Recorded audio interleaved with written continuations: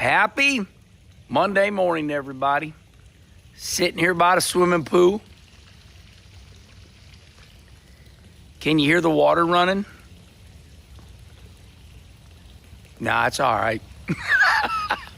All right, Monday morning after the incredible successful night that NASCAR and everybody had, all of us at Bowman Gray.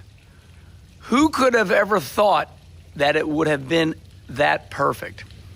Last night, Sunday night, Charlie Marlowe and myself, we went on the Kenny Wallace YouTube show live.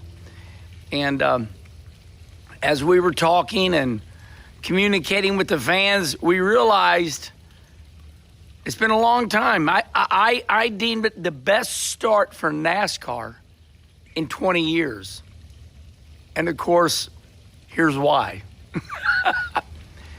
It was the best start for NASCAR in 20 years, and here's why. First of all, the playoffs, the NFL playoffs were last week, and that was it. And we know that the Kansas City Chiefs and the Philadelphia Eagles, we know that's our Super Bowl matchup. So guess what was going on this week?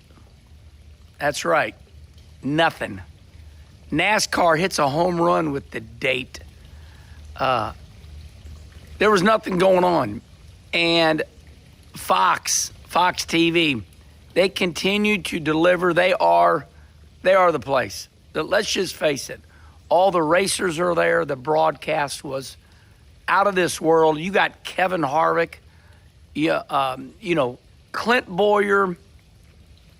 I really like that Jamie McMurray is an incredible addition to the broadcast. He is well-spoken. He's got it all together. And then, of course, Mike Joy just knows what's up. He's not a guy you got to teach anything about. He just knows what's up, right? And they put this Bowman Gray race right in prime time. I mean, this race got over. It was over, and it was like, 8:40 in St. Louis, Missouri? I don't always look at East Coast time, right? But it was over like at 9:40. It was over at 9:40 on a Sunday night. The Grammys went longer. Let's put it that way. The Grammys went longer. And they're on their own little, they're on their own little island out there in L.A. The Grammys are. So as far as sports go, NASCAR was number one for the whole darn weekend. One thing that was also a home run was the modifieds. You tied the local crowd in, and listen, I want to tell you right now, when I say things, I don't say them perfect, and I say them like that on purpose so you can respond right here. I said, now remember, there's only 5,000 people in the grandstands at Bowman Gray. Well, there was a handful of you that were so excited to correct me. And sometimes I do that stuff on purpose to let you all play and see if you're paying attention. And right away, there were several people. Herman, Bowman Gray holds 17,000 people. I'm like, that's right. So that was one of the smallest crowds in modern day history. So NASCAR, this is a lesson in psychology, everybody. Bowman Gray, Sunday night, the clash, the cookout clash. One of the smallest modern day crowds in history at 17,000 people. And it might as well been 100,000 people. It's just like a good restaurant, you can't get in. Don't make more restaurants, just keep it small and make it hard to get in. So that race, the date was right, the venue was right, and NASCAR got lucky. Are you kidding me? 1st of February, and they pulled it off. Everybody was cold, but you know what? There was no rain.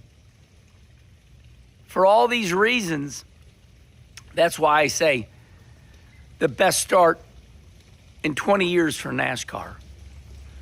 All right, so the modifieds, they do really good on Saturday, you tie in the local crowd. The local crowd's there. Hell of a race there. Fleming wins. They two locals going at it for the win. They had their natural, wrecks at Bowman Gray, the football stadium. Bowman Gray is a football stadium, and they decided to race around. NASCAR has not raced there since the 70s. And one would have thought, okay, back in the day, the cars didn't have any horsepower. It was okay. The track was okay. But then, the sport, you're thinking the sport outgrew it. So they left because we needed to put more than 17,000 people in the grandstands. So to make room for people to watch these races, history repeats itself. They go back, and it was just all feel good. Now, another reason this was the best start to NASCAR history. The 7-time most popular driver won. Chase Elliott. We had a little debate last night, and Charlie Marler and myself, were talking about, I always say we don't have any superstars in the sport except Denny Hamlin. And I believe that because Denny just said, Denny was controversial again this week in a good way. Denny Hamlin said, I think it's a gimmick that NASCAR's having this provisional for these world-class drivers. There you go. That was a good soundbite. Had everybody talking. You hear what Denny Hamlin said? Denny Hamlin said it's a gimmick. They shouldn't have any provisional. Elliott Castroneves shouldn't get a provisional. He's a big boy. This is the big sport. Now, I'll respond on that a little later. I don't want to get sidetracked here. We're talking about why this was the best start for NASCAR in 20 years. And I just picked 20 years because it could be 30 years. It could be the best start for NASCAR in 30 years. Respond right here. Chase Elliott wins. And somebody said, well, Kyle Larson's, he's a game changer. He's our superstar. And I looked at him, I said, listen, I like Kyle Larson more than you do, and you know that. Kyle Larson invited me out to the high limit race. And I was out there for Kyle Larson and Brad Sweet, so I don't want to hear it. I'm good friends with Kyle Larson. But if my friend Kyle Larson is so famous, why doesn't he win a NASCAR most popular driver? The bottom line is the fan base we got, they're still living. Listen, Dale Earnhardt Jr., his number 8 Budweiser souvenir trailer for his late model, his souvenir trailer's on display at the NASCAR. I mean, they're selling souvenirs for Dale Jr. He's not even racing. And everybody's still living through Awesome Bill from Dawsonville. Well, the thing of it is. And on top of it, Chase Elliott delivers and wins the race. So for once, we all go back home. And it was a hell of a race.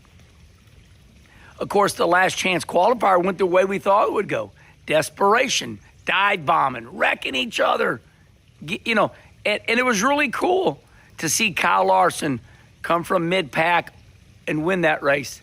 But it was even cooler to see Josh Berry, loco hero for the Wood brothers right up the road, finish second in that last chance race and make the big show. So do you see what I'm saying? All the stars started aligning. The Wood brothers, they ran Bowman Gray all the time. They made the race. Their new driver, Josh Berry, made the race. All right, everybody, we'll keep it right there. But today's Coffee with Kenny is just about why that race was so good. There's a lot more to talk about. It. Should the race come back next year? Have we caught on to something? Does the Clash go around to all local short tracks now? Is that even viable? Can we take the soft walls away from Bowman Gray and put them at Hickory? It costs millions and millions of dollars to put soft walls up. And that's what the insurance regulations call for now. If you're going to have a cup race, you got to have soft walls. I don't think it's going to happen. If it happens, I'll be shocked. But to say, take it to Hickory next year, hold on. I mean, I know NASCAR's got all the money in the world, but is it just that easy? Because these soft walls, I'm going to say this, listen, these soft walls at Bowman Gray, they were the same soft walls that they used from the LA Coliseum. So they saved millions of dollars. Listen, I want to see it at Hickory too. And then the next race, I'll want to see Florence, South Carolina, so on and so forth. Maybe like the SRX series. But it's February, so you got to remember weather. You cannot say, bring the Clash to Berlin Speedway up here in Grand Rapids, Michigan. Simmer down. February in Michigan. So you got to think about a lot of things. But I can tell you one thing. NASCAR has had the best start in 20 years. So we take a break. Let the Super Bowl go now. Let's let the Super Bowl do their deal. And then we come out with the Daytona 500 on February 16th. Until then, I'm going to run my dirt car tonight out at Volusia. So I'll see you all out at Volusia night. Happy Monday, everybody.